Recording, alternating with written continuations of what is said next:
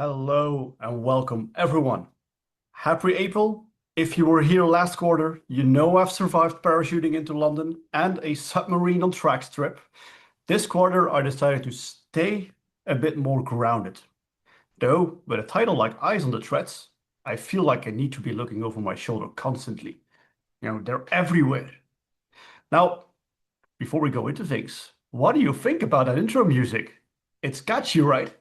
I was told I need to drift through this agenda to stay on time. And honestly, if I start talking as fast as that Europe beat, we might finish this 2-hour webinar in just 20 minutes of time. But I'm not alone in this, right? I have a whole bunch of speakers with me. Now, it is fantastic to see such a massive crowd. We are hovering around that 700 registration mark here. However, our YouTube channel is still looking a little thin on subscribers. So if you want to see all of our previous recordings and not just the QCTR, but also our cyber tips and other things, hit that subscribe button. The link was definitely dropped into the chat. Now, I also want to give a quick hands up, applause, whatever, for our support team that is here in the other room behind me. They're doing everything they can to make sure that this is the best experience you will ever see, right? Awesome webinar, great thing. I'm just talking here. They do everything else. All right, so as we had that round of applause, a quick reminder for our Belgian organizations. If you haven't yet, please register for our Safe on Web at Work portal. It is how we reach out to you if we see something nasty heading your way. Now, if we go into our talks, let's see what we have on the menu here. Today, we are focusing on the role of connected devices in modern warfare by Sergey from Checkpoint. Then we go into emerging cyber threat trends and key metrics by Clara of the CCB. Some real-world investigations into state-sponsored activity targeting Europe and how to hunt them down. This will be by Ernesto from Trellix. And then last but not least, the implications of new vulnerabilities in AI systems and AI safety systems by Casimir of Hidden Layer. Now, before we go into that, to start us off, here he's been our director of the CCB for over a decade now, setting the scene for cybersecurity policy before the word cyber was even a buzzword. Now, please welcome our Director General, Miguel de Breuker. Good afternoon. Thank you for that. Now I really feel old, but anyway. Is my presentation online, Kevin? Yes. Yes. Okay. Thank you very much. Good afternoon, everyone. So I have my few minutes that I can tell you just a few elements, a little bit of my story, and the first element that I would like to give in just a few minutes. What about that whole and all that AI generated content? Do we really know who we're talking to, and how do we get to a balanced approach between having that high assurance MFA, that cross-border portability, know your customer, but in an efficient way against the risk of digital exclusion, single point of failure, single point of hacking. Monitoring our social behavior, we don't want that. So how do we find that balance? And the reason why I put it in here is that last year we had an average of 27,000 mails that we received of the population per day on average. That was the average for 2025. On January, it went up to 35,000 per day. In February, more than 41,000. And in March, last month, it went over 42,000 of messages on average that we received on suspicious@safeonweb.be from the population. So I think that the whole idea and the whole concept of somewhere introducing digital identity and validation will be necessary. So let me then jump to the hype discussion of the moment, to be honest. What we do see is that multiple AI models evolve and have a lot of capabilities or evolve in the way that they are getting more and more capable of discovering zero-day vulnerabilities in an automated way. And that patch reversal and exploitation is becoming high speed and something also completely exploited and completely automated. That means that also our protection must evolve, like real-time and even virtual patching, some kind of strict segmentation, AI-powered managed discovery and response, detection and response. And at the end, you can ask yourself who will be capable of handling that new way of securing our environment. And then I ask myself the question, does that mean that we'll all have to move to the cloud bit by bit because we're not capable of managing that security ourselves? So that's a little bit what the question that I ask myself. Hackers will be able to discover and exploit bugs faster than organizations can fix them. That's something that I copied from somebody else. But I think there's a lot of truth in there. And then that means, what does that exactly mean? Will it mean that we will all somewhere have to stop what we call the bricolage, the do-it-yourself solutions? And I know that there are probably a lot of technical people in this room and in this meeting that will say, oh, but no, we don't. I'm perfectly capable of doing so. But will that be true in the future? And what is then the impact on the whole sovereignty debate that we have on EU level, where we said, oh, we want to do it, be able to do it ourselves? Will we be capable of doing that? What will be the impact of open source software if you have those 0 days and those patch reversals being executed in such a fast way? So a lot of questions, and that's just, I will leave you with those questions because I don't really have the answers, but I think it's interesting to think beyond one company, to think beyond one product.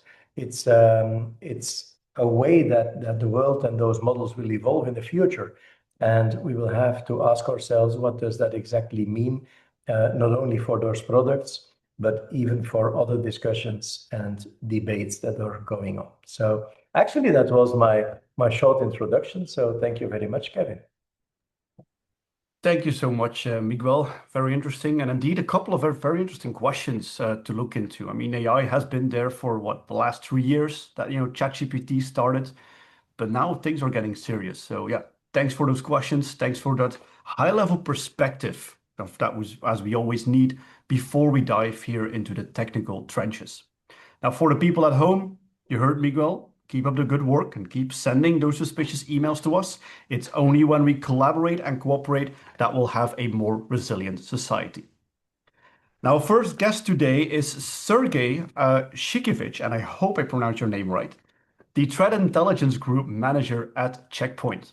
Now, usually, when you think about IP cameras or cameras that are in your house, you think of checking if the dog is on the sofa or, annoying the neighbors by barking, or just checking if your garden is still all right and is growing the nice flowers.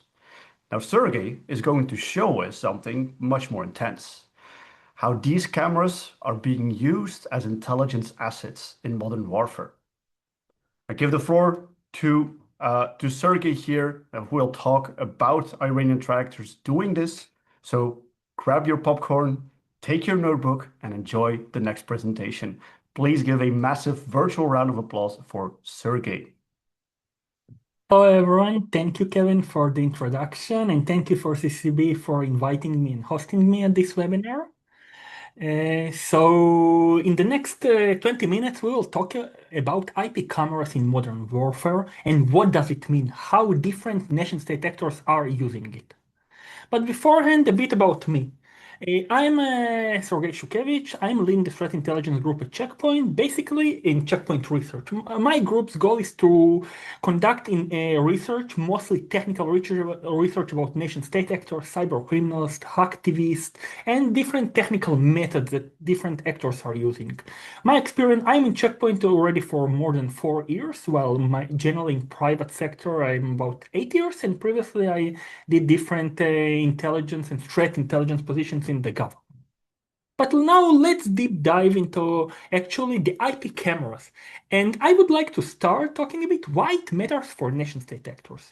Maybe also important to mention that the scope for today will focus on nation state actors. Of course, and that's very important to mention now, also cyber criminals are exploiting cameras and different well-known botnets like Mirai and others are targeting cameras like any other type of IoT, OT devices. But our today's scope is for nation state actors.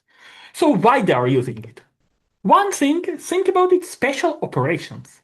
When you imagine different James Bond style special operations that different nation state actors are using, those actors need to have a real-time visibility into the places they are going to operate in. So that's, and cameras and IP cameras and all types of CCTV IP cameras is a great mean for it. Second thing, and we will talk about it more today, is about pre-strike intelligence. Think about it when there is a physical warfare, and unfortunately there are several such wars now worldwide. Russia, Ukraine, in the Middle East, Iran with Gulf countries, Israel and other countries, even in APAC some wars. So cameras can provide great intelligence that will assist nation-state actors for missile strikes. And even more important, and what we really see more and more in the Middle East, is post-strike intelligence, or some other will tell it BDA, to understand whether your missiles, the missiles you used against your rival, did achieve the goal you wanted. So think about those three goals and think about any camera you see around you. In your building, in your neighborhood, in the streets when you are going, all those can be used and are used by nation state actors for those three reasons. Why they are used so widely? First of all, because it's a very cheap and continuous visual coverage. Think about other means how nation state actors can get visual visibility using satellites, very expensive and sophisticated and complicated technologies that mostly takes years to develop, to build, and to maintain, and it costs a lot of money. Cameras replace it very well. So basically now, civilian infrastructure, and yes, IP cameras that I'm talking about is civilian infrastructure, is now intelligence and operational assets for many actors. What IP cameras are exploited? That's based on our checkpoint data that we see in our gateways, mostly via IPS sensor. You can see that the most exploited cameras and targeted by different nation detectors are Hikvision, while also TP-Link is very popular and Dahua also. So why, by the way? It's not because there are more vulnerabilities or something in those. It's just because those are the most popular cameras. Those are very popular cameras. Again, next time you see a camera around you, in your building, in your neighborhood, in your work, take a look what cameras is it, who is the manufacturing of it. But as you can see, Hikvision is extremely popular. By the way, there are countries now worldwide that are banning different manufacturers of cameras due to different reasons.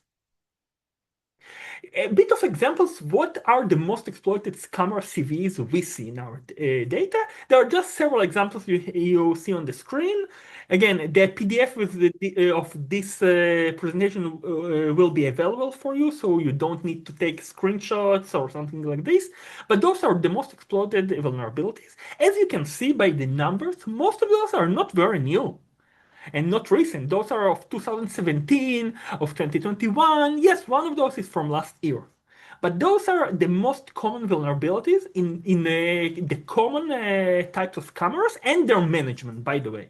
When we are talking about cameras, it's the cameras themselves and the management of the cameras. And why those specifically? First of all, those CVs have public POCs. And secondly, those are very straightforward to exploit. It's just very easy. As you can see, it's improper authentication vulnerability, injection vulnerability. Those are vulnerabilities that are not very complicated to use. Also, very important to mention, and we'll talk about in the last part of recommendation, all those have patches. It's not like those are 0 days or something like this. All those have available patches. So it should be pretty easy to patch it. And just people and organizations don't do. So that's an important thing. So today we will talk about three main case studies, three different threat actors. We will talk about Chinese nexus actors, Russian nexus actors, and the main case study that we will talk about is Iran nexus actors, that it's really relevant for the last months up to today. So I will start a bit about a Chinese nexus actor. We call it the Ink Dragon. It's a pretty sophisticated China-affiliated actor that we at Checkpoint Research investigated and researched in the last year. This actor in the past mostly focused on APAC and Latin America, but last year it also shifted general focus to Europe and Africa. It uses both custom backdoors and shared malware framework like ShadowPad. And what is interesting about this actor is that how it exfiltrates. It basically creates relay networks while one of their victims becomes the C2 for the other victims. And this way, it makes the life of SOC monitoring much more difficult. Because in your traffic, you will see IP addresses of legitimate enterprises, mostly. But why I'm talking about it, we are about cameras at all. It's because one of the victims, we identified dozens of different victims in Europe, Africa, APAC, Americas, but one of the victims we saw is a whole CCTV system of a big capital in Asia Pacific. One of the biggest capitals in Asia Pacific, that all the system of CCTV there was compromised and under control of this China nexus sector. And it's important to mention that in this case, it's not some country that Chinese actors have an active war with or something like this. No, that's not the case. So you can just draw your imagination why it was done and what is the possible reasons. So that's one case that we see sophisticated nation state actors are using and exploiting CCTV. The second thing is about Russian nexus actors. Here using publicly available research. On the top, you can see something that Ukrainian SBU, the intelligence service of Ukraine, publicly published last year, that they blocked different webcams that were exploited by Russia to assist Russian air attacks. And since the beginning of the war, SBU blocked more than 10,000 cameras that used for missile attacks. So that's another, yes, we'll focus on Iran, Middle East, but it's another region, another war that cameras is part of the warfare. Another case from The Guardian, it was published here, that Russia was accused of trying to hack border security cameras to disrupt the aid to Ukraine at all. So it's used widely in rail stations here and all places. So that's part of the modern warfare, because nation-state actors do look how to use it as part of their military goals. So that's the second case and second threat actor. But now let's try to focus more on what is going on in the Middle East, in the current war.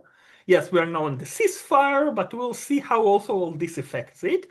We call this kind of interplay between Iranian targeting of IP cameras and physical warfare. And I will show you what.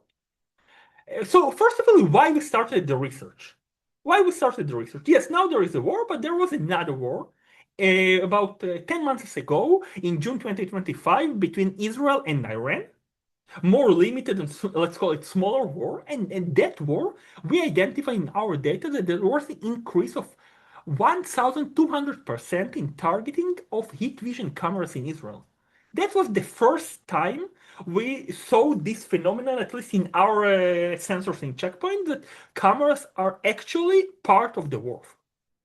That's it happened in 2025. Another extremely interesting aspect that happened in 2025, June 2025, there was, I call it triple attack.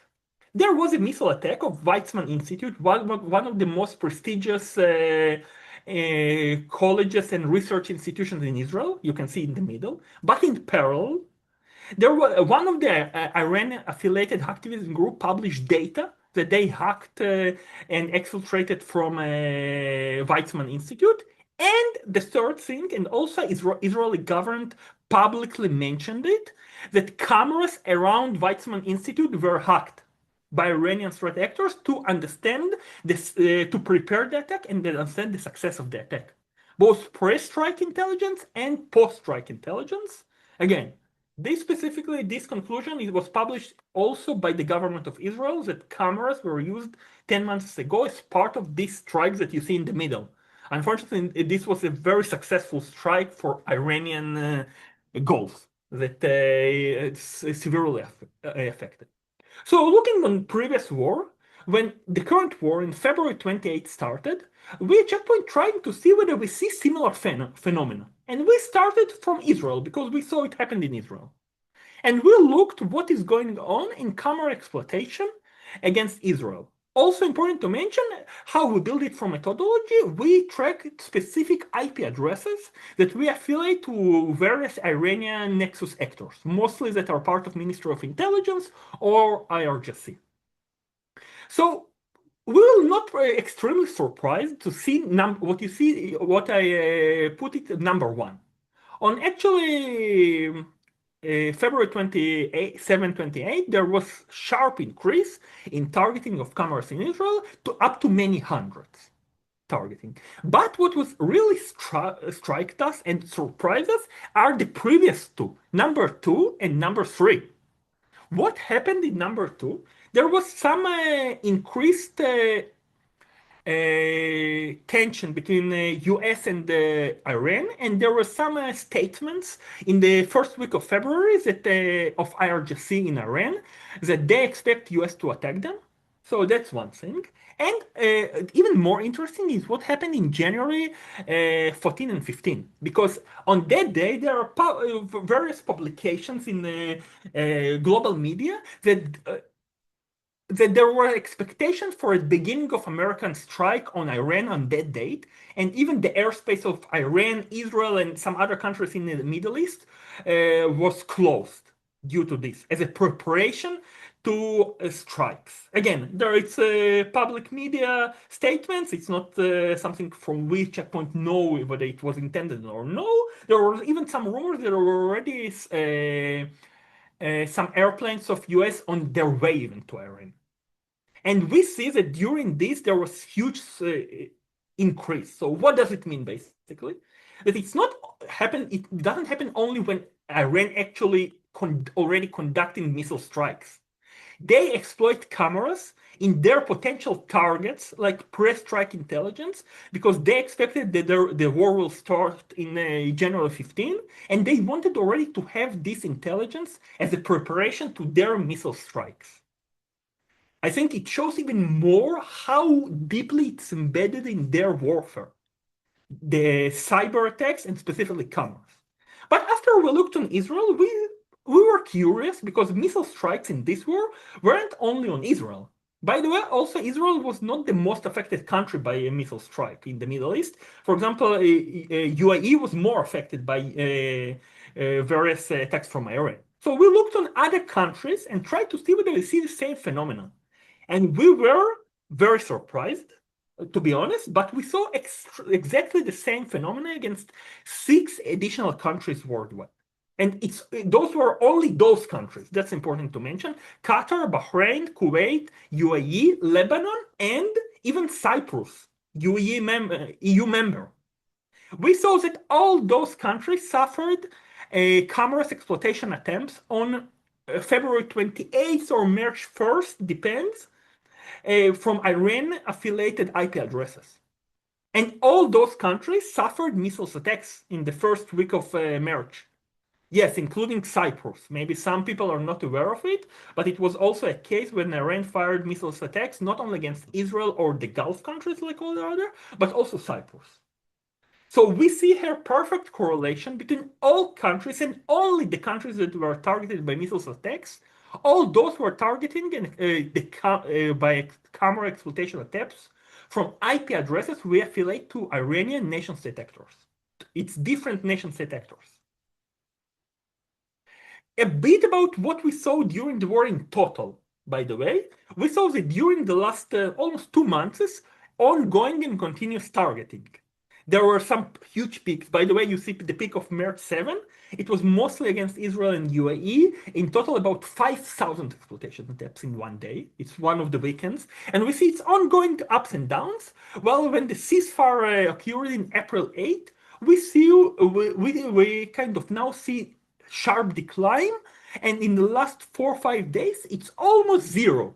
Exploitation time. You can see here a bit of the pink color in the last days, but it's really in numbers that can be statistical mistake or false positive. 5 attempts, 3 attempts, something like this. So again, we see again a correlation between what is going on in physical warfare, in physical world, and in the cyber attacks, and specifically for our case in commerce. So that's very interesting. And that's one of the big things we were able to conclude and see in this war. I would like now to talk a bit about recommendations. Because I saw already in the chat there are some comments and points how it happens. It shouldn't be so easy. But unfortunately, it's very easy. And there are several recommendations that I have for US defenders. First of all, as much as possible to eliminate public exposure, to place the cameras behind VPN or zero trust access gateways or something like this to make the attacker's life much more difficult. Because when the camera is behind the gateway with IPS, for example, properly configured IPS, it will be very, very difficult to do those attacks. Also, enforce strong credentials, change default passwords. Because, by the way, some of the CVEs that I mentioned previously, they are very simple. They are just trying to use default passwords and default credentials. They are not very sophisticated, not very complicated. So enforce unique credentials, patch management, and enforce and apply patches. All the CVEs we observed do have patches from the manufacturers. All those have patches. It just should be part of the hygiene of cameras and OT IoT. Network segmentation also to prevent further lateral movement of attackers. It's recommended to isolate cameras on dedicated VLANs and separate networks. Of course, monitoring detection always important, also for cameras. A lot of brute forcing, remote logins, and the last that's very interesting because we see more and more cases also about when cameras of your supply chain is hacked. We saw organizations in the Middle East and Israel, when they all of the sudden show the footage from their offices in different hacktivistic groups, cameras footage. And then they try to see and what they saw, those cameras were not under their control. It just some, for example, healthcare institution or something, at least a office in some building. And what was hacked, those are cameras of the building. And they don't control it. It's not even supply chain like most of us assume it is. But it allowed the attackers to show like they allegedly hacked specific organizations because in the camera footage they were able to show logos and doors and entrances to specific entities. So it's also about the supply chain and when you are physically located. And to summarize, 3 takeaways. First of all, it's important to mention all cameras are targeted. IP cameras, more sophisticated CCTV cameras, all of them are targeted. So take it into consideration when you look on your security posture. By the way, it's important for you also as a consumer also. Not only as a CISO or someone who is responsible for organizational networks. Also, think about your home cameras, your building cameras, your yard cameras. Also, we clearly see that in all cases I showed, and in the Iranian case it's the most obvious, cameras are now an integrated part of military warfare. I saw some questions here about whether Israel is using it, US is using it. Yes, likely everyone is now using it to different goals. It's just what I was able to show. It's what we see in our telemetry because we don't have telemetry and data in Iran, for example. So I don't have any way to prove other sides what they are doing and how they are doing. And cameras is a very cheap and easy mean for real-time visual coverage. Also, think about it, especially if you are responsible to protect for critical assets, critical infrastructures on the government level, or something that you think someone should like to operate against your facilities in some physical way. Again, If you're in Europe, yeah, maybe it won't be missile attack now in the center of Europe, but it can be special operations of different rivals and such stuff. So remember it all the time that cameras is another part now that you should protect. And yes, like someone wrote here, Big Brother is used against another Big Brother. I think I can agree because I assume, again, I showed some 3 case studies, China, Russia, and Iran nexus actors. I assume most of the nation state actors, and as I mentioned, cyber criminals are using it to some degree. Thank you. I will try afterwards to answer some questions in the chat. You always are also welcome to write me if you have any follow-ups and questions, and the PDF with this will be available for you after the session. Thank you. Thank you very much, Sergey. You made me very happy that I was so hard on my parents and brother some time ago on their €5 IP cameras that they bought in some local store, and they were using it to actually watch their dog and some parts of their house. So yeah, very happy that I was really harsh on those things and basically threw them in the garbage can. Great. So I don't know if you have any time for questions or if we leave that open for the chat. There's 3 questions in the Q&A. If you want, you can answer them live or you can answer them in the question and answer section. Yeah. Okay. I can try. Yeah. To All right. answer. Let's go for one. Yeah. From your point of view, is it sufficient to disable the access to the internet on the camera's VLAN to address most of the vulnerabilities and provide remote access view via a secured local proxy that is software-based? So I think it's a very good hardening method, definitely. It will make the attacker life much more difficult because it means that they already need another asset connected to your network. For example, local proxy or to be inside your network. So yes, definitely it's a great hardening method, but I think we still shouldn't use default password and we should patch, I would say. But yes, it's definitely will improve your security posture. All right. And with that, another thank you. Big round of applause for you. Thanks for coming. And I'm sure we'll see each other some other time. Little tip for everyone. Don't just think about cameras alone. Check your entire network from the public internet using your own scanners or some attack surface management, whatever you want. I mean, Nmap can already do a lot of things for you, and remove any device that shouldn't be directly connected. It happens more than you would think if we look at the exposure of devices in Belgium and the rest of the world. Little reminder also for Cyber Fundamentals. There's the Cyber Fundamentals Small, which actually has the same 6 recommendations Sergey gave about passwords and patch management and so on. Now, next up is someone very dear to us at CCB Citrus. Clara is not only a brilliant CTI analyst, but as many of you know, she is also a resident professional tourist and mountaineer.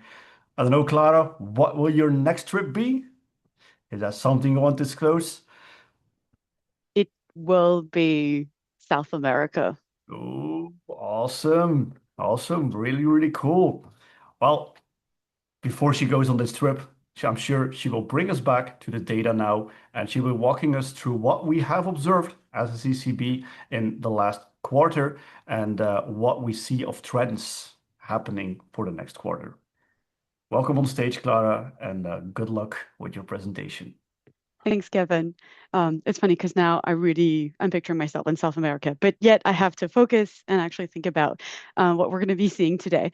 So it's like I just talked a lot about what was happening in the Middle East, but the vast majority of our audience is from Europe and especially from Belgium. So let's try to shift the focus now onto Belgium, closer to home, and see what's been happening.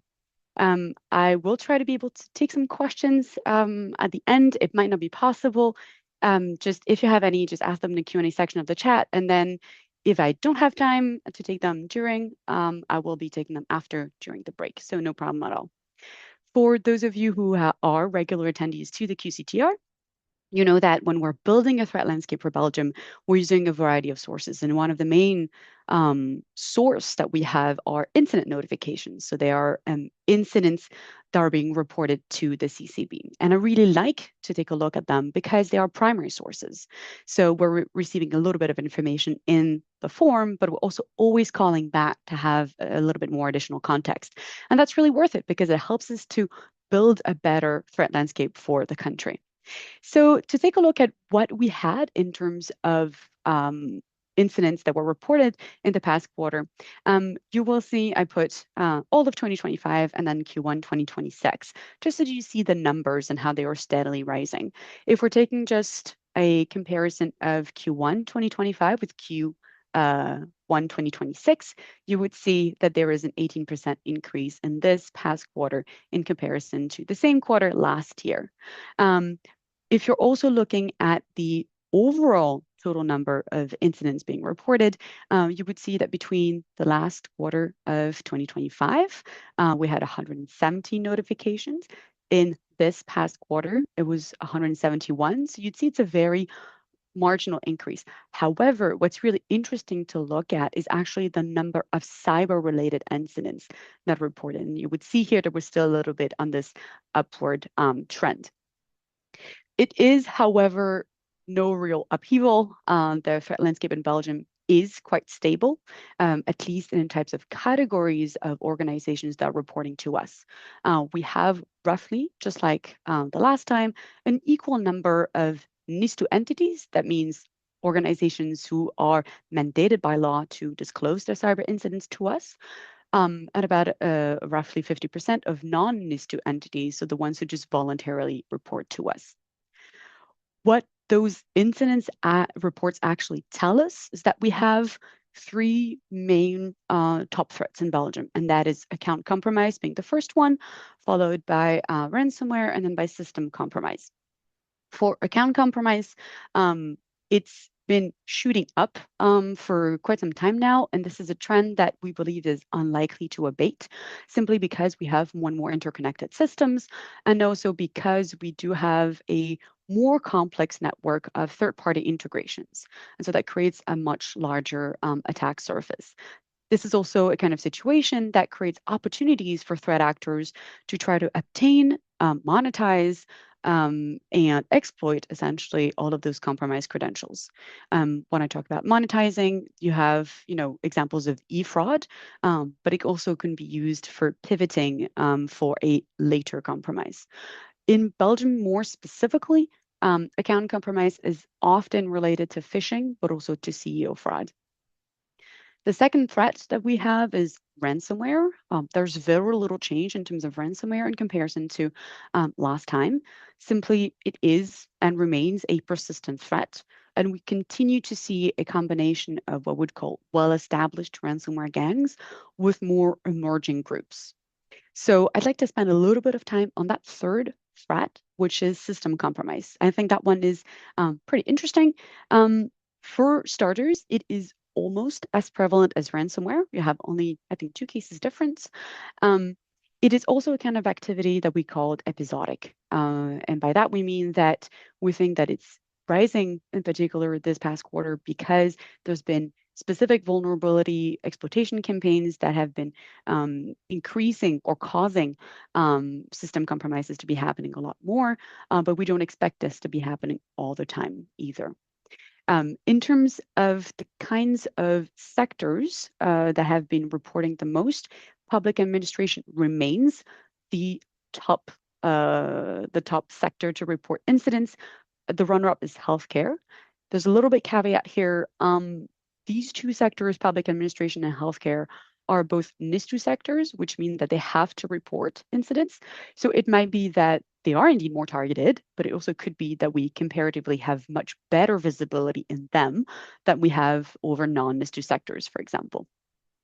At any rate, when we're looking at all those incident data that were received, we do see that threat actors appear to want to target, in particular, essential service providers. And by that, we mean organizations that not only hold sensitive data, but also have pretty strong operational dependencies and also perform critical service functions. And this trend is something that we see in Belgium, but it's also something that we observe elsewhere around Europe, as well as also other countries. Like, it's not specific to Europe at all. Moving on then to a surprise. You know, when I said that the threat landscape was stable, well, yes, it is. But at the same time, for the first time in years, we have not had a single case of DDoS attacks that was linked to hacktivists in this past quarter. And that's notable because there usually always are at some point during the quarter, but there were none. None of the few cases of DDoS attacks reported were linked to any particular hacktivist campaign. However, before we all rejoice, and let me just rain on my own parade right now, this is unlikely to be what we would call a fundamental decline in interest. We think that hacktivists are still going to be looking to target Belgium, but this is just a temporary shift in the threat actor attention. And I'm sure that you're all aware that there is another big conflict that's happening at the moment. And so we have seen hacktivist groups shifting their attention away from notable countries in Europe and just bring it outside Europe primarily, and also still targeting Europe, but definitely not Belgium. We talked about what the numbers told us. Now I want to shift my attention to how these attacks actually happened. Bringing it back to the first top threat in Belgium, which was account compromise. We did see when we were digging up those incident reports that info stealers were often the main culprits in those attacks. We do see that they're basically a plague that is a problem for organizations, but also for citizens. And there is a stock often of password reuse, and that is true. It is bad hygiene. But at the same time, if you have a very complex and unique password, but you have an info stealer in your system, that's not really going to be saving you. So once again, if you can, wherever you can, please try to implement multi-factor authentication, because that really would be a helpful technique to try to avoid the impact of info stealers. And we do at the CCB like to stress that it is a problem, because we do observe that info stealers, loaders, and rats tend to be what we'd call enablers. So they're malware that often come before more malware is being installed on a system, or it comes along with other kinds of malware. Account compromise also often starts with phishing, which is why I also want to put it here on the slide. Especially in Belgium, we see a lot of phishing related to invoice fraud and other kinds of e-fraud schemes, but is also linked to data theft. One example that I can give you is that we have seen a mailbox that was compromised. From that, the attacker was able to leverage credentials to log in and infiltrate the customer company portal, steal that data, and then try to extort the company by threatening to either sell or expose the data that we're able to steal. Now, there is another way that attacks happen in Belgium, not just in Belgium, elsewhere around the world, that is related to click fix. We're all familiar with the technique, but what we do see is more new variants that are sort of emerging. And there's two that I would like to mention. One is crash fix, and the other one is install fix. For crash fix, we saw that especially with NextShield. So it's basically a malware that is packaged as a Chrome extension that impersonated a legitimate AdBlock extension, but then that malicious Chrome extension was intentionally crashing the browser and then prompting the victim to run code that actually ultimately led to them installing a rat. Install fix is slightly different. So there it's threat actors using malvertising to distribute pretty much identical, just clone sites of popular developer tools. But it actually comes with like a fake install instruction. So you think that what you're installing is Cloud Code AI Assistant, but actually what you're installing is an info stealer. And one last point that I have to mention is supply chain attacks. And when I was preparing for this presentation with my colleague, she was stressing to me that what we see more and more with supply chain attacks is an increase in speed and the maturity of tradecraft from on the attacker side. That also comes together at the same time with a broadening of an organization exposure. So what we see is that while you still have many supply chain attacks linked to malicious packages and poison dependencies, we also see a lot more incidents that are targeting what we would call the greater software supply chain ecosystem, and that we see threat actors that are actually shifting upstream. So if you have the software development lifecycle, it's really like a shift upstream where threat actors would be targeting more the maintainers or the source code repos, the release workflows, and that creates some additional work on the defenders because they can't only look at what's happening at the very end. So, the packages that are being installed, but they also need to focus on hardening their release pipelines, monitoring more closely the repositories and the release processes, look for anomalies there. So sorry, defenders, it's also a little bit more work. And then I have a bad joke for all the vulnerabilities that have been bugging us this quarter. Sorry about that, but that will make my colleague PJ really happy. He really likes bad jokes as well. Remember when I was talking about system compromise as episodic events, and that these could be linked to vulnerability exploitation. So what we've seen in Belgium, and I will not be able to address all of those, so I'm just only going to be focusing on one. One of them is the example of F5 Big IP, and we've had a couple incident reports coming in Belgium, also something that we saw as well elsewhere in Europe. What was interesting with a particular vulnerability is that it was initially published as a DOS vulnerability, and then it was only later reclassified. I'm not sure how many months later, but a couple of months later, it was reclassified as a remote code execution vulnerability, pretty much at the same times as we have seen activities in the wild. And so that creates a lot of work on defenders because not only did they have to patch, but also check if historically there's been a compromise in the last few months. And for that, I would argue that it might be relevant for you to follow the CCB for their advisories in case you're not already following us there, because that could be really helpful. We do maintain them and we do update them whenever we see, for instance, active exploitation. Another point here, sorry about that, defenders, again, is that we do see vulnerability exploitation to be faster than ever. Not more often than not, but for very attractive vulnerabilities. So for instance, for software that are widely deployed or, across organizations, we do see that threat actors will try to exploit the vulnerability within a couple hours or a couple of days of disclosure. And for that, we do think that AI might also be playing a role here. Moving on to APTs, I know it's one of the topics that everyone's always interested about. We would see that you have Russia and China who are specifically intentionally targeting Europe. So it is part of their goal, which is not something that we necessarily see from other APTs. To give you an example, North Korea, on the other hand, tends to remain more of what we would call an opportunistic attacker, where they see an opportunity and that's when they would attack.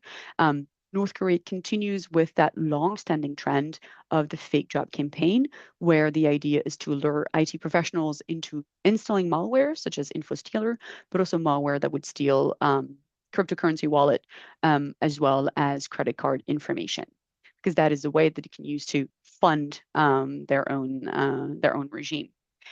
In Belgium, how that plays out in particular is for developers and IT professionals, especially the ones who are working in emerging technologies, in AI, in blockchain.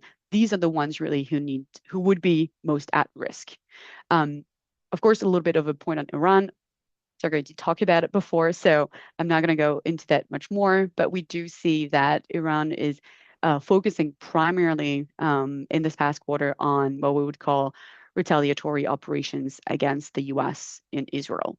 What's interesting to note here is that there's, of course, a disruption element, and Sergey did mention it, but there's also the fact that these operations are feeding into strategic messaging from the Iranian regime.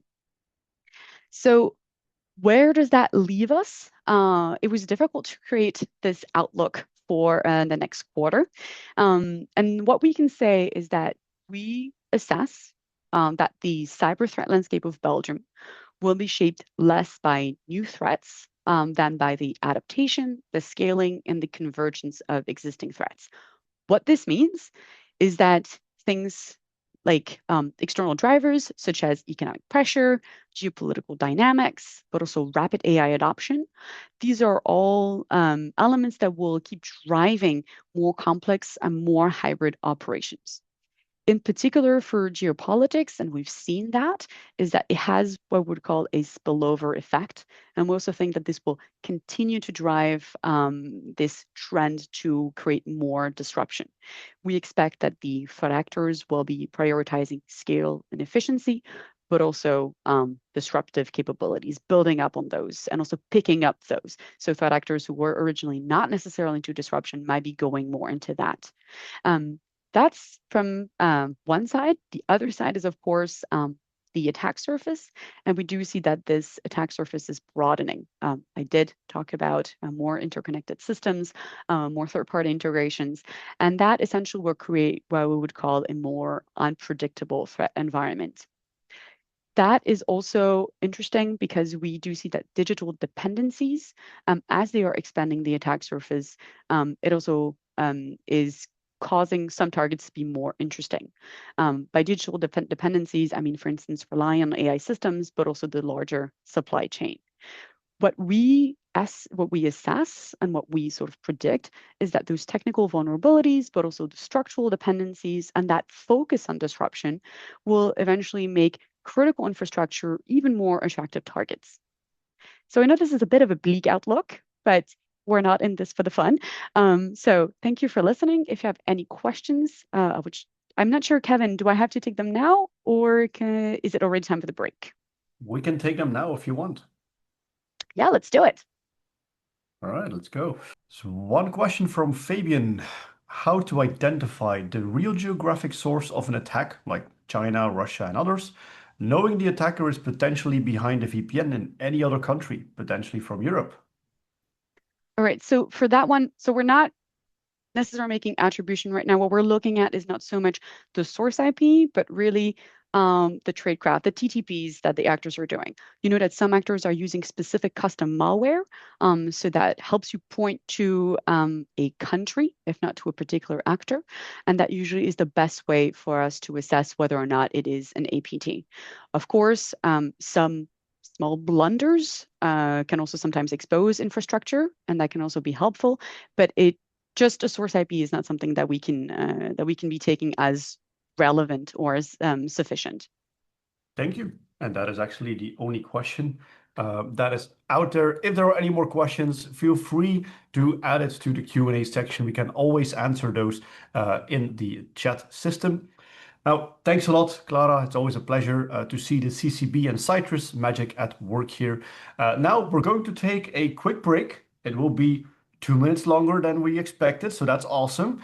Go grab a coffee, stretch your legs, and we'll see you back here at 15:05 sharp in Brussels time. So UTC +2 for the people anywhere else in the world.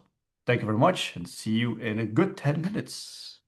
Now, welcome back, everyone. I hope you're caffeinated and ready for the second half.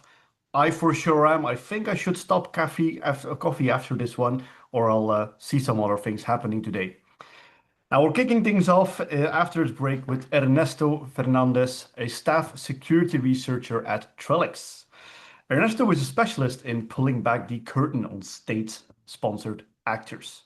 Now, he's going to show us not just what these guys are doing, but how threat hunters are analyzing these shifting TTPs, are trying to find those little hidden patterns into email and EDR telemetry, and how to actually find them out there, right? See what they're doing in your systems.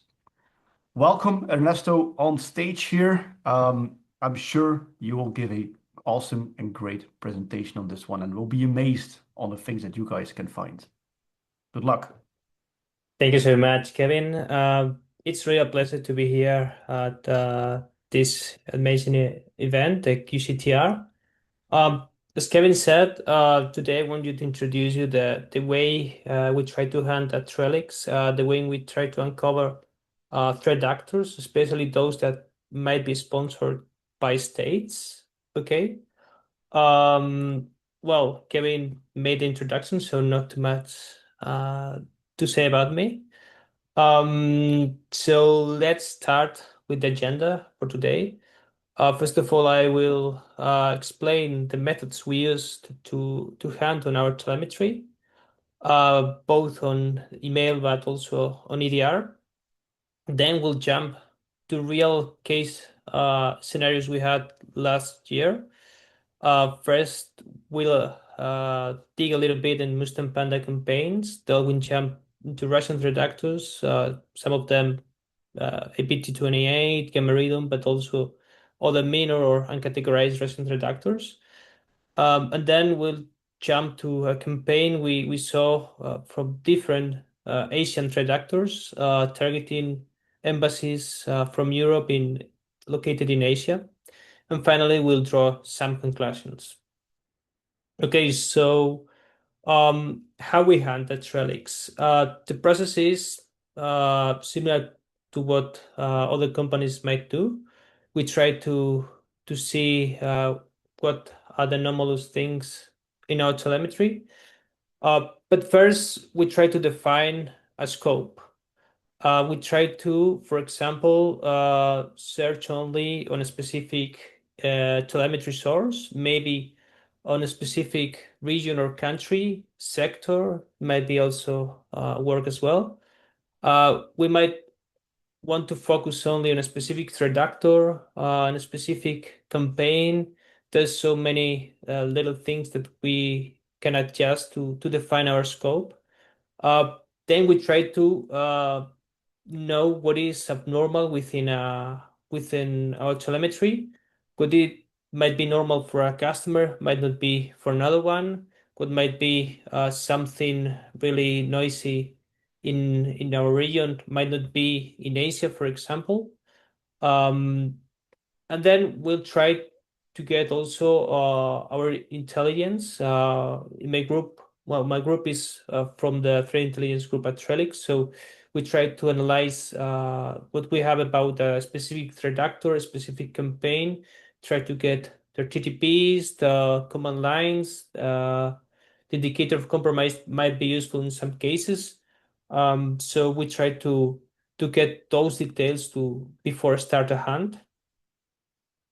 And then when we jump into our telemetry, we usually focus both on email and EDR, but starting with email, we try to find those targeted campaigns by threat actors that are hidden within massive amounts of daily spam and legit emails. To do so, we try to apply some behavioral anomaly filters. Things that stood out, we try to filter by specific attachments that might not be legit, like Windows shortcuts or JavaScript encode files or HTML compile files. And also we try to play with different multiple file combinations, like the one I saw in this example, the .exe plus .dll, which might be an indicator of a potential DLL side loading attempt. Okay. We try to also flag double extensions like .pdf.lnk or .lnk that might be hiding a malware. This can be tricky, for example, in Japan, because for some cultural reason, they rely a lot of Windows shortcuts to say when they try to share a document. So this might take it in place. And also we try to, for example, filter by specific targeted diplomats or specific people that might be more interesting for threat actors.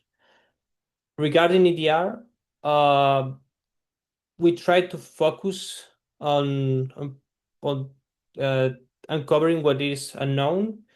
To do so, as I said, we try to rely on our intelligence to get the latest TTPs from threat actors, try to create custom queries to hunt for specific, for example, Windows binaries abusing or the LOL bins. And we try to see, for example, also anomalies within processes, maybe a process that never perform a network connection and might be creating some connections to a remote IP address, things like that. Can be interesting to start an investigation and try to find something suspicious. But also we try to rely on our alerts.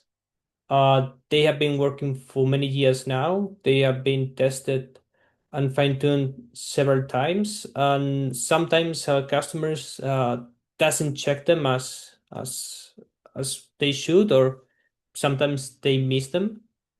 So we try to first, check the rules by severity from high to low, but also from rarity. This means that, for example, medium severity rule that is firing constantly, potentially this rule needs either fine tune or maybe it is a legitimate behavior that we haven't checked yet, or maybe it's a control activity that the customer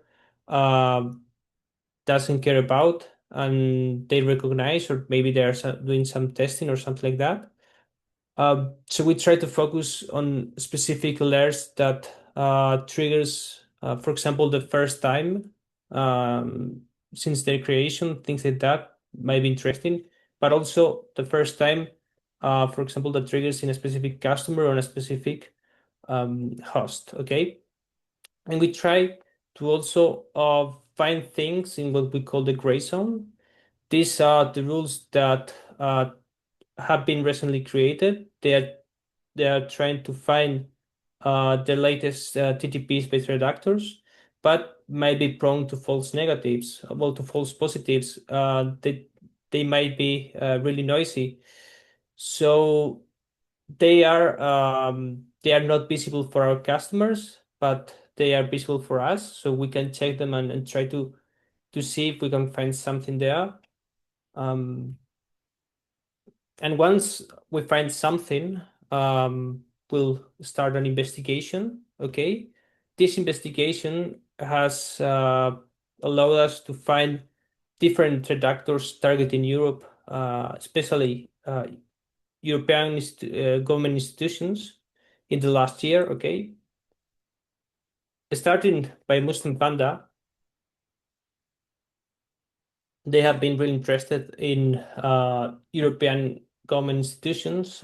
They usually rely on phishing emails using a formal and professional um, language consistent with diplomatic communication. Okay, this is something we'll see in almost every state-sponsored redactor. Okay, for the delivery of the malware, they relied on links that to Microsoft Azure and Google Drive that contain the next stage, and also the let's say alert documents, the fake documents.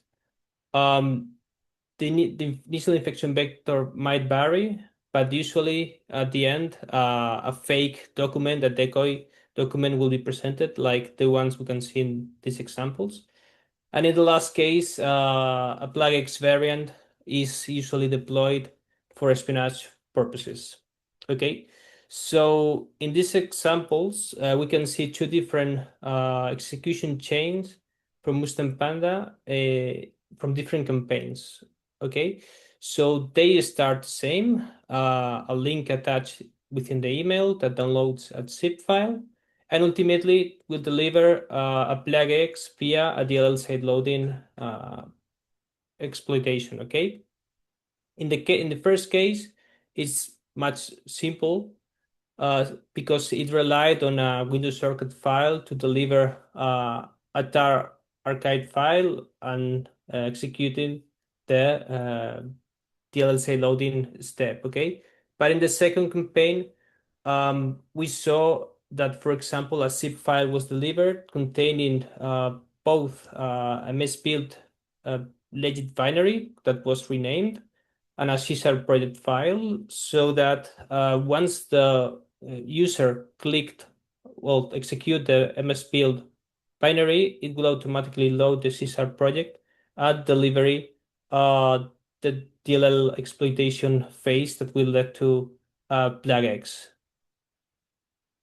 In the case of APT28, we'll see some similarities with Boost Panda, especially the fact that they try to create credible phishing campaigns. Okay, it is true that they are more interested in, well, European Union and also NATO government agencies, and they will try to get either the credentials of the user or deploying a malware for espionage. Okay, to do so, it is not rare that they will rely on 0 days or n days to try to compromise their victims.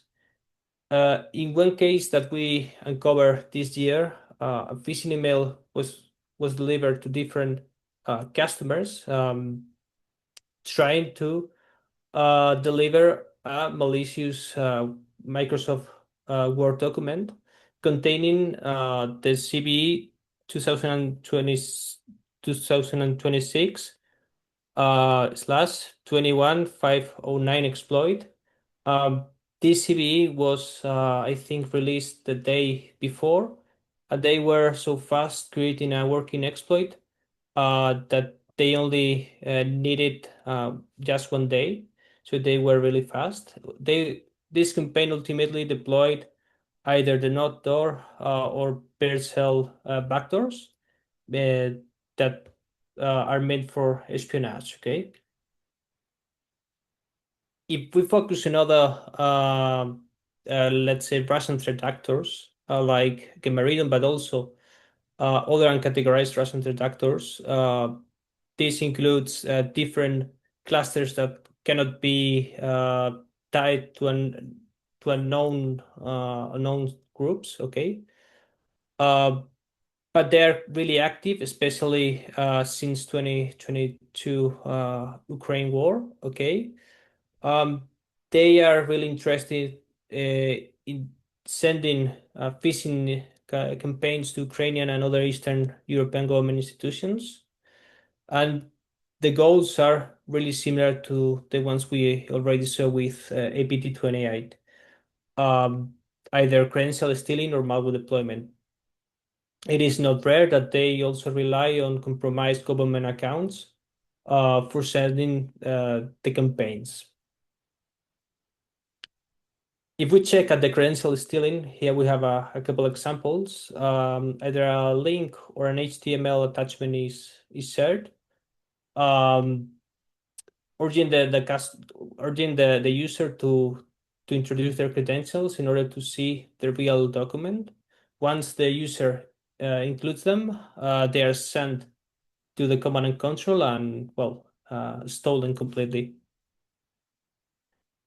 Then these credentials can be used for many purposes, but one of them is for sending malware from government accounts, for compromised government accounts. And in this case, both Gemeridon and the other Russian threat actors will rely on mostly on archived files like RAR or zip. Okay, but Gemeridon would prefer using logins such as MHTA, WSCrypt, PowerShell, etc., to deploy a custom backdoor at the end. Okay. In the case of the other Russian threat actors, we have seen different file stealers, really simple ones. Some of them created using AI, or we suspect, written in Golang, PowerShell, JavaScript, etc.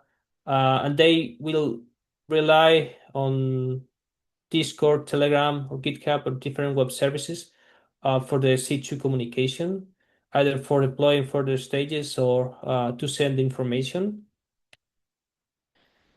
And lastly, the last campaign we uncovered was phishing emails sent to European embassies within Asian countries by Asian threat actors. Some of them were Sidewinder and Bitter APT tied to India, and Do Not APT tied to Pakistan.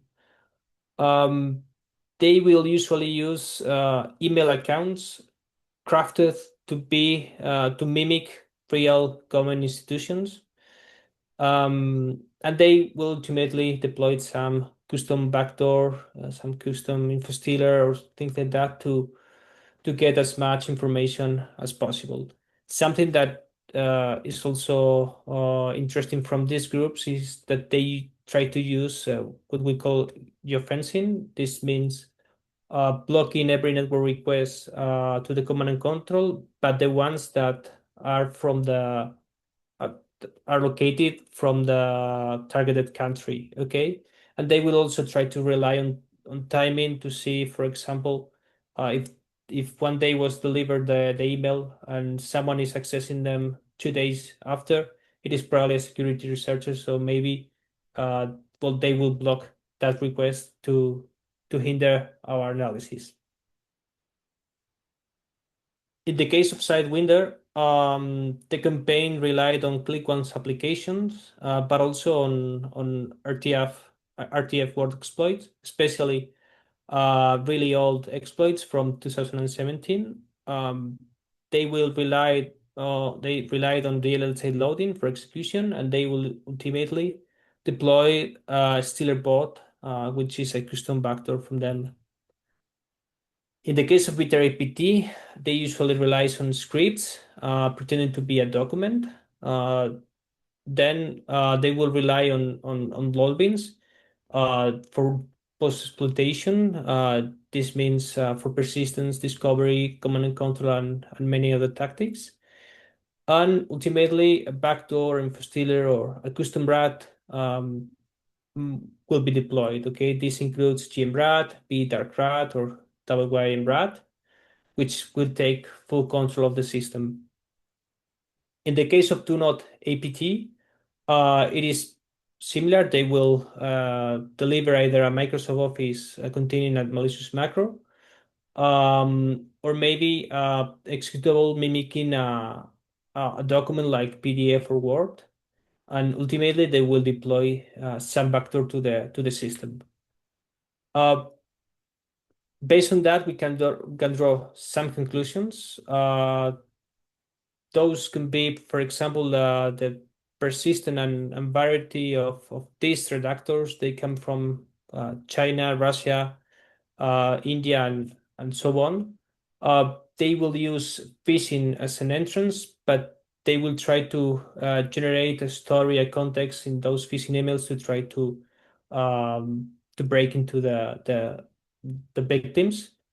They will use a variety of techniques. They will rely on logins, on custom backdoors, NDAs to try to evade security controls. And the only way to be ahead to these threats is using a proactive approach, having the right intelligence, performing proactive threat hunting, and knowing the environment you're dealing with. We have some of these campaigns have been detailed in different blogs. If you want to check them, we'll be really happy. It includes much more details than the ones I've shared here. So I encourage you to check them. I don't know if we have time for questions, maybe not, but I will try to answer them in the next time. Thank you so much. Thank you, Ernesto. A great reminder that hunting is a lot more than just waiting for an alert to pop up here. You really need the people and good analysts to tackle this in a structured way. Great stuff. Thanks for sharing. And another one is phishing. I mean, a lot of your slides were about phishing attacks and things that you can detect in email, of course. So please, people, check them out. It's not always state-sponsored, but it's any attacker that will try to find the route of least resistance. We have no time for questions, but if there are any questions, please post them in the Q&A section so that Ernesto can also check them out offline and give you an answer. Thanks again, Ernesto. Then we have the final presentation of today, and this is going to tickle the brains of everyone following the AI revolution. Or maybe some people will leave because they've heard AI too many times. Casimir Schulz is the Director of Security Research at Hidden Layer, and he's going to talk about something that is called echogram. It is a vulnerability that basically tricks AI guardrails into letting harmful stuff through, or blocking perfectly, those fine inputs. As we all start learning more on AI and LLMs and all of these other things, Casimir here will show us where the cracks in the armor are. Thank you very much. Welcome on stage, Casimir, and welcome to our webinar. I hope that you will have a great time as I'm doing here too. Good luck. Thank you so much, Kevin, and thank you so much for having me here. Before everyone leaves, because this is another AI talk, I just wanted to give a quick overview of the talk. And this is not another talk about, all of the AI trends that are happening, using AI to hack all of the mythos stuff that we've been seeing. And this is also not a talk about how vulnerable AI is. So while we are going to cover prompt injections a little bit, that's not the main purpose of this talk. The talk's also not about using guardrails or figuring out how guardrails are supposed to be used, what they can be useful for. In fact, today's talk is about actually hacking AI guardrails and just showing that a lot of people are focusing only on trying to secure the LLM, but not trying to secure what they're using to secure the LLM. But before I go into the actual core of the talk itself, I wanted to introduce myself. So my name is Casimir Schulz. I'm currently the Director of Security Research at Hidden Layer. However, I've not always been in security and not always been in AI security either. So I actually come from the software engineering background. So whenever I try to approach a security problem, it's always trying to approach it in a way so that we can actually build with it as well. After that, I actually, funnily enough, was at Trellix, which was the last talk here, which was an absolutely fantastic talk, doing a lot of zero-day research. And then I transitioned from Trellix to Hidden Layer to do zero-day research with infrastructure at the beginning. And then that evolved to finding vulnerabilities in how AI models work themselves. Not just adversarial machine learning, since that's been a field that's been around for a long, long time, but also what are some of the more vulnerability level ones? We're a CNA, which means that we do a lot of work with CVE and a lot of the other organizations out there. So what are the weaknesses that are not just prompt injections, but actual weaknesses that we might even be able to CVE? We can actually identify the weakness as it is. But that's enough about me. So to understand what weaknesses exist for the guardrails, we need to first understand how LLMs work and how prompt injections work. So whenever we talk about LLMs, a lot of people have this mindset of the model just knows. It knows what I'm talking about. It knows how things work. And sadly, that isn't the case.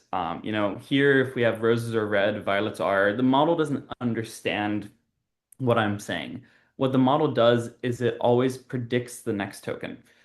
So here, if I say roses are red, violets are, I think most of the people here would know that the next word here is blue. And that's just how an LLM works. It always tries to predict the very next possible word or token. And then here it would attach blue to roses are red, violets are, and then it would predict the next component after that, which might be a period, a comma, depending on how the LLM wants to respond. And here I have token in the slide, and I've mentioned it a few times, and it is useful for later.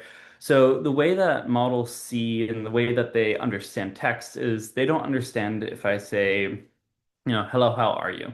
It takes those words, converts them to tokens, which can sometimes be a word, can sometimes be partial word, and then converts them to numbers so the model can actually understand.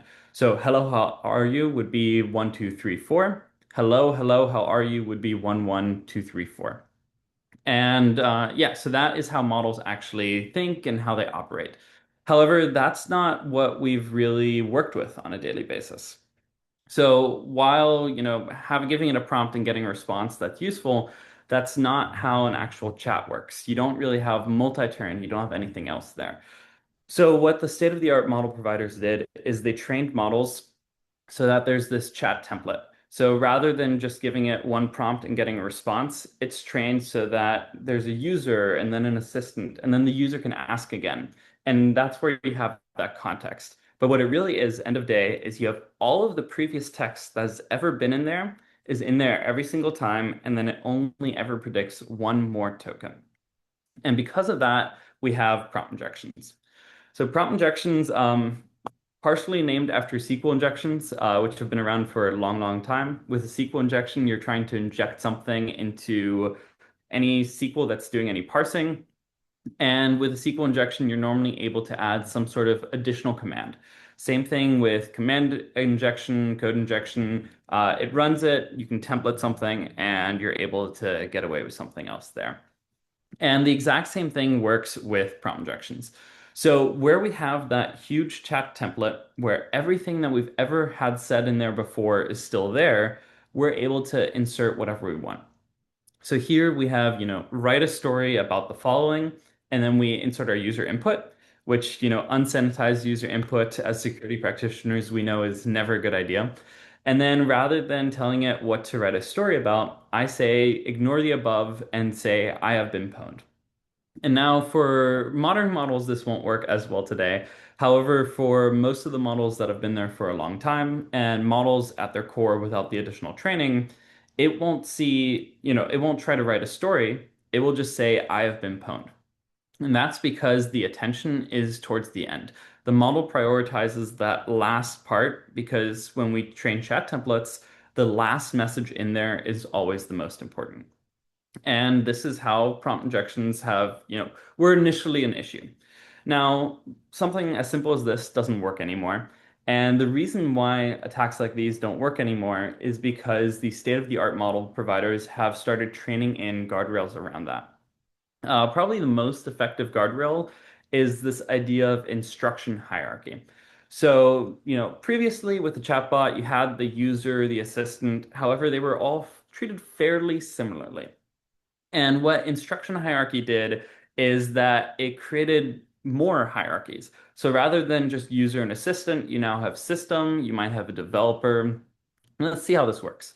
So whenever you go through and you try to build a LLM, build a chatbot, build an agent, you normally start with your system prompt.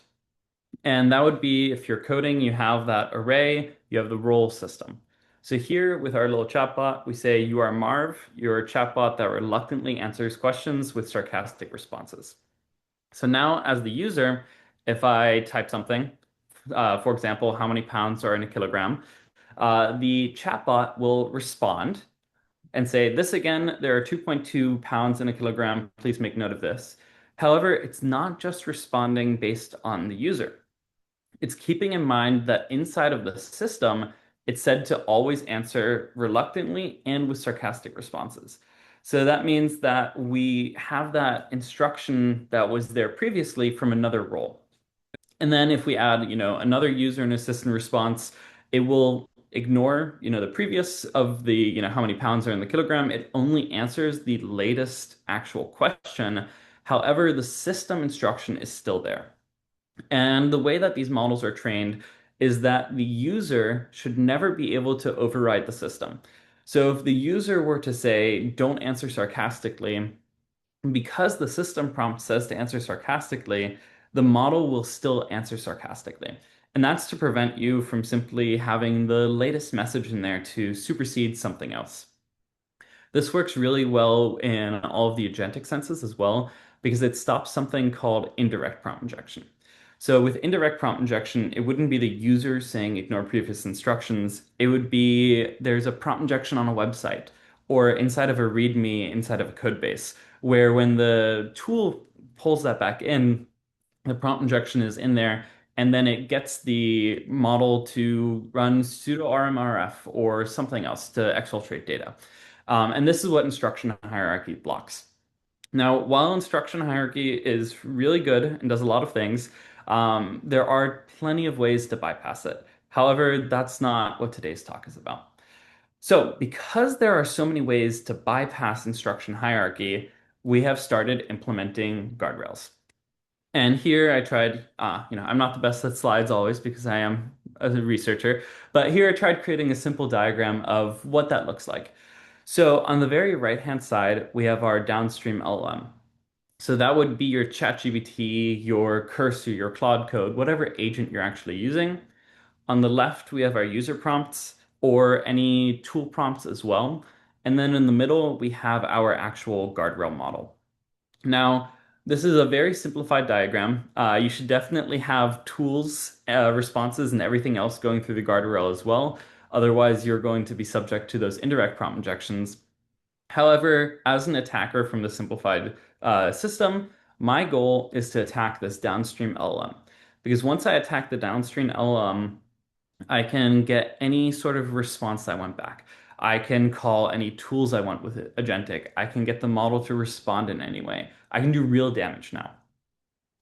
So the goal of the guardrail model is to block that from happening. And there's two main approaches for how guardrail models are actually working and what type of guardrail models exist. The first is LLM as a judge.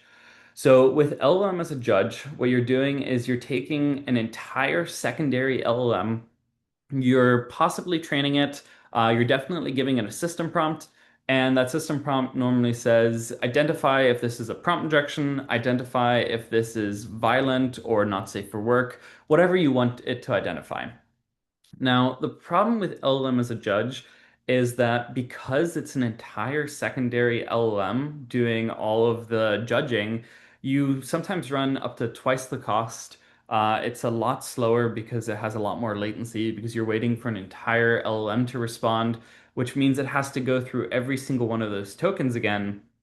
And as we'll see in a few minutes, another issue is that the LLM, if you have an LLM as a judge protecting a downstream LLM, they have the same level of understanding. So while the LLM as a judge might be able to catch more nuances that weren't in its training data as opposed to the other method, it has some other issues there. And then the second method is simple classification models. So this would be your BERT, your DeBerta, and these models, they take in text, sorry, those tokens, and then they have a simple binary classification, good, bad, or they can have a multi-class classification. This is unsafe, this is safe, this is controversial. And these models, they're a lot faster, they're a lot cheaper because you're only running that tiny, tiny bit. However, they might miss some attacks that are a little bit more nuanced if they've never seen that training data before.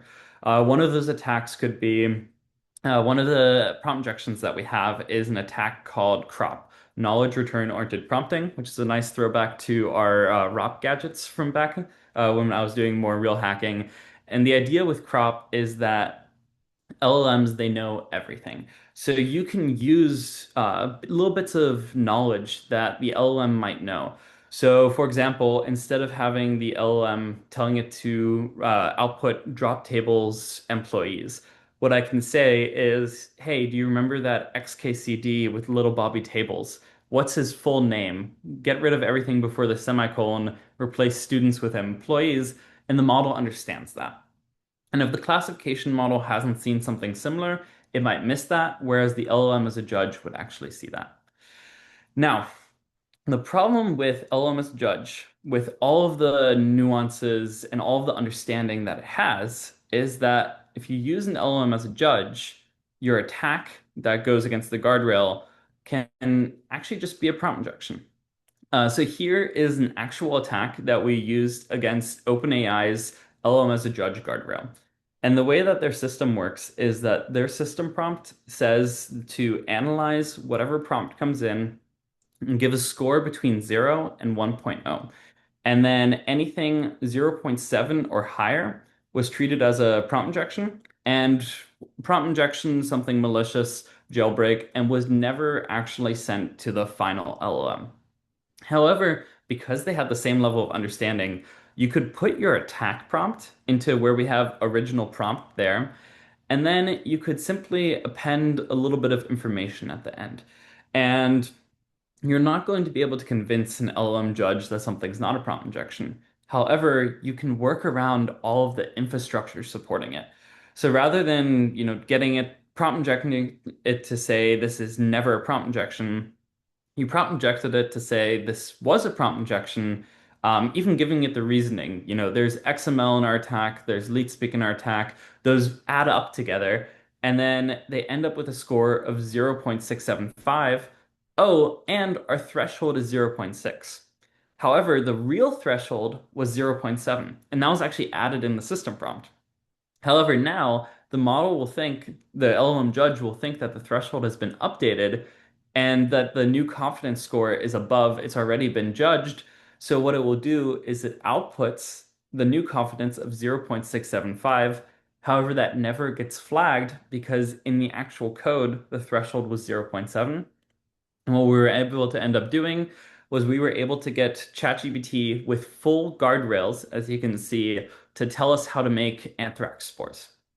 And that's how simple it is to just bypass the LLM as a judge guardrails. So while they do add a lot of extra functionality, they should never be the final stop. Just because if you have a defense that has the same level of understanding as the actual target, you can really easily target both of them in the exact same way.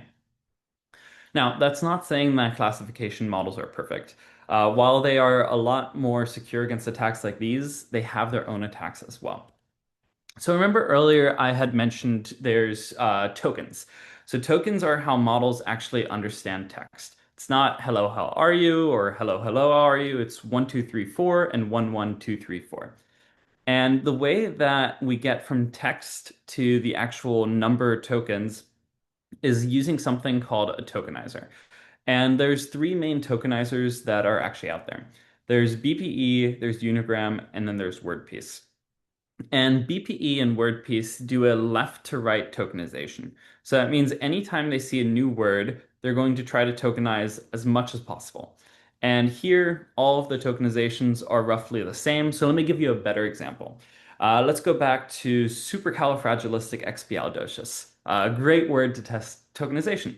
So if I do that left to right tokenization, I start off with super. That's a word in my vocabulary for BPE and WordPiece. So it stops there. That's our first token. Califragilistic, that's not a word, so we'll go with cal. That's part of a token. And then we keep going like that. However, Unigram, instead of doing left to right, it will go through and it will try to tokenize everything at once and pick the best token. And what's also really interesting about the tokenizers is they're actually tied to the model architecture. So this is where my zero-day fun of breaking stuff comes back in. So when you try to get a model architecture to the point where it can understand language, that's about $60,000 to get to that point. Getting it to the point from understanding language to being able to classify something as good and bad, that can be as cheap as running my computer for a few seconds.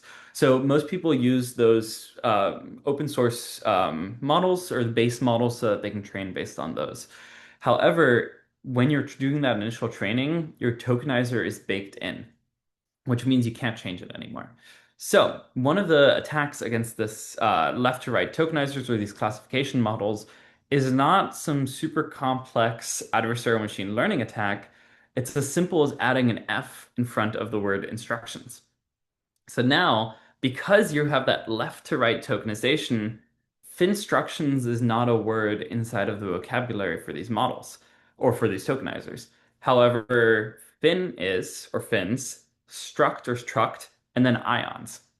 However, the problem with that is fin, struct, and ions never occurred inside of the actual training for this classification model. So now, where it used to know that ignore previous and instruction together, that's a prompt injection. Ignore previous and then fin, struct, ions, that's not a prompt injection. So all somebody has to do to bypass most of the classification guardrails that are actually out there is just add a few characters to the front of some words.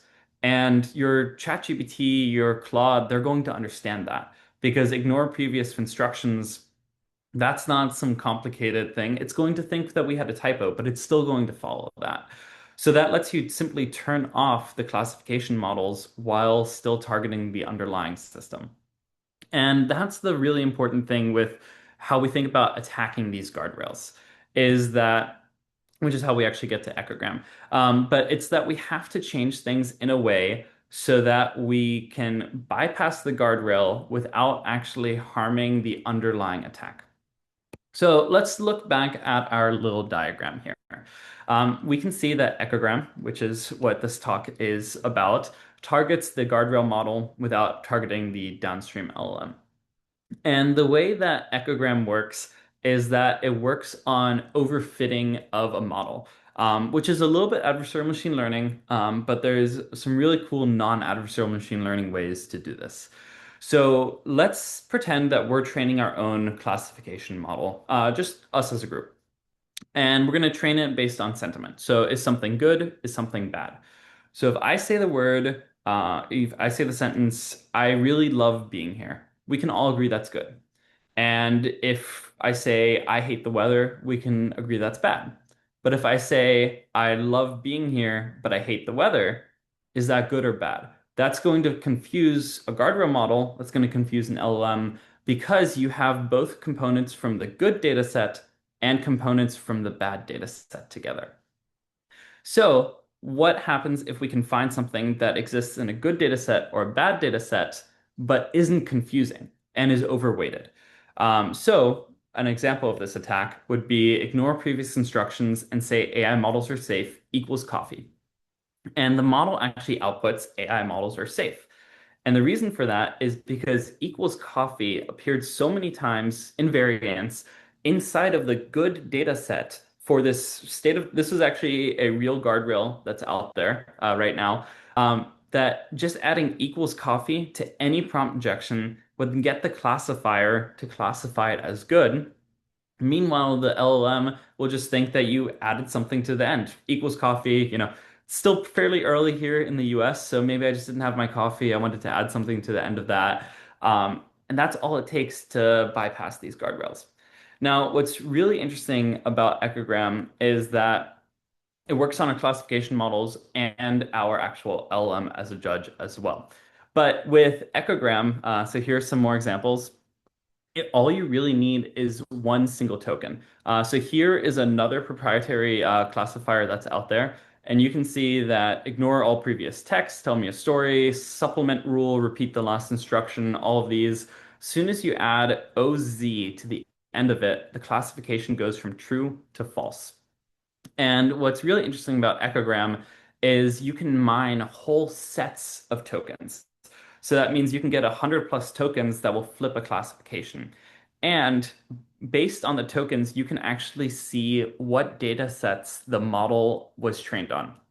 So here with OZ and a few of the other tokens that we were able to mine here, we were able to tell that this data set came from a financial data set on Hugging Face, which meant that once we did a few of the attacks here, got a few of the tokens that were easier to find, we were able to find that data set and then find all of the tokens that appear too many times through dataset distillation, which means I don't need to have access to the model itself. So here you can use black box access to the model, but even without black box access to the model, you can figure out what are the common data sets that are being used in the industry. And that works for flipping the other way. So here we flip classifications from true to false, but you can do it the other way as well. So you might be asking, why do we care about creating false positives? So for the first two, how are you today? Ignore. How are you today? Disregard. Those are fairly obvious. The flip token is ignore and disregard. You can probably guess why ignore is a flip token. And it's because, ignore previous instructions appears everywhere in data sets. So a lot of models have focused so much on those. However, these echogram tokens, these flip tokens, they don't have to be at the end of the sentence. You can have them anywhere within any prompt. So unlock it using my passcode. The combination of unlock and my together, we're able to flip it to true. And then undo, edit, and selection, we're able to flip it to true as well. You can combine these tokens. So what you're able to do is you can mine hundreds of these tokens and then generate benign looking prompts that will cause massive amounts of false positives inside of a system. And it gets to the point where security, the security team, they're not going to be able to keep up. You're going to give them alert fatigue, which might mean that they might actually turn off the security tool itself, which we've seen in some cases. Now, these were against the classification model. However, echogram also works on LLMs. So one of the LLMs that we used was the Qwen3 guard and the 0.6b version of that. Now, the 0.6b is a very small LLM. It's not much bigger than the classification models that we use, but it has a lot more layers, so it understands those nuances. And this one was not actually for determining whether or not something was a prompt injection. It was for determining if something was unsafe, safe, or controversial. And while running the echogram attack against the Qwen3 guard, we were able to find hundreds of tokens. So here we're only using one because we wanted to show the difference between safe, controversial, unsafe. And what we were able to find was that all of these tokens for the smaller Qwen3 guard, they seem to come from a coding data set. And the reason for that is because everyone now is using Cursor and Claude Code. Everyone's vibe coding. And a lot of those instructions, they might look like prompt injections. It's the user telling the model to do something, delete this file, do this other thing. And you have to differentiate between, is the user doing something as they're supposed to, or is the user trying to bypass the instruction hierarchy or any other alignment? And while they were training, because they wanted to make sure they weren't false positiving on a lot of code, they overfit on a coding data set. Now, what's really interesting here is that data sets are the hard part of LLMs, or just any models themselves. If you go through and you've ever tried to train a model, which I highly recommend, actually training the model is just a script that you run once you decide on the architecture and the data. However, the data, sourcing that, it's expensive, it's time consuming. So most of the time, you're going to, even if you make multiple versions of the model, you're going to reuse your data sets, which means that the Qwen3 guard 4B, the tokens mined from the 0.6b model automatically worked against the larger model, which means that all of those open source, guardrails that we're seeing that come from larger state-of-the-art model providers, for example, Llama Guard or OSS Guard, which is OpenAI's one, you're able to find the flip tokens that work against the open source model, and then those will also work against the proprietary models and give you an insight into the data that they're using. So again, even if you don't have access to the model, you can figure out how to bypass all of these. And that's the really important point I'm trying to make. But thank you so much for coming to the talk today. And then I think I did leave a little bit of time maybe for questions, but if not, no worries. Thank you, Kashmir. A bit terrifying here, but absolutely necessary research as we are moving into an AI-driven world. So thank you very much for going into this. It was, as far as I saw, a very easy to understand explanation of how AI internals actually work and what these guardrails do or don't do. So thanks a lot for that presentation. I really enjoyed it. All right. Do we have questions? We have one question here. How many and how unique guardrail models are there out there? Yeah, so there's quite a few. If you look on open source, you'll probably find 3 or 4 major ones and then a lot of other ones for just prompt injections. However, there's a lot of guardrail models as well for determining whether or not something is unsafe. So that would be, violent speech, not safe for work, things like that. There's also a lot of cloud providers as well that have it. But whenever you're trying to decide whether to use a guardrail model, make sure to actually look at the security. And that's one of the reasons why I'm so happy I was able to do this talk today, is because people are trying to secure their LLMs, which is great because they are insecure. But we're not focusing on, is that security actually working? So take a look at some of those open source models that you have. So look up, prompt injection model, go to the config.json, and inside of there, you can actually see the architecture and the tokenizer that's being used. So you can see how many of the ones that are out there don't use Unigram, but use BP or WordPiece. And all of those will be vulnerable to token break, for example. All right, awesome. Thanks a lot. And then maybe one final question for you, and that's coming from our side. If people need to remember one takeaway from your talk, like what misconception about LLM safety would you like to challenge? Yeah, so didn't cover too much in the talk, but I kind of skimmed over it, is that there's an assumption that LLMs are on both sides. LLMs are very safe and LLMs are not safe at all. There's assumptions both ways.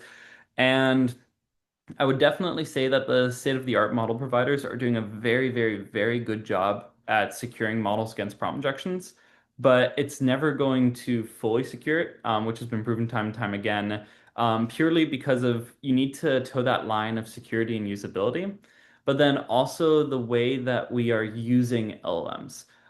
So whenever we're designing agents, we're designing them in a way that actually goes against the way that the LLMs are being trained for security. So make sure that you do have a guardrail because it is really important. Awesome. Thanks a lot. I think you. that's where we are on the questions. Thanks again for coming. And that is actually a wrap for our Q1 event of 2026.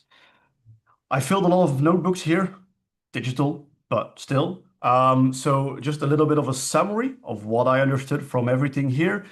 Some big takeaways that you can carry home. Please keep contributing your suspicious mails to suspicious@savonweb.be. Remember, resilience is a team sport. It's time to think about the AI threat and the impact on our operations, how we should change our patch management, risk management related to vulnerabilities and how fast they are being exploited. Everything is an asset. As Sergey showed, even an IP camera can be a tool for kinetic warfare. So in general, segment those devices, take them off the internet, put them behind a firewall. This is true for any asset on your network. Think about it. Should it really be connected to the internet?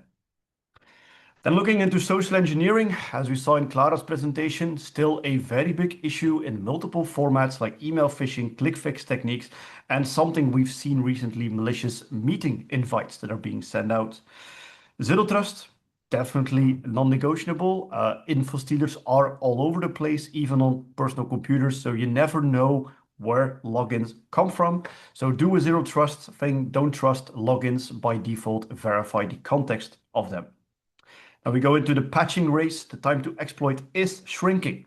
Rethink your internal vulnerability scores. Don't just purely trust on CVSS, but think about the risk, the probability and speed that is increasing on active exploitation in the wild.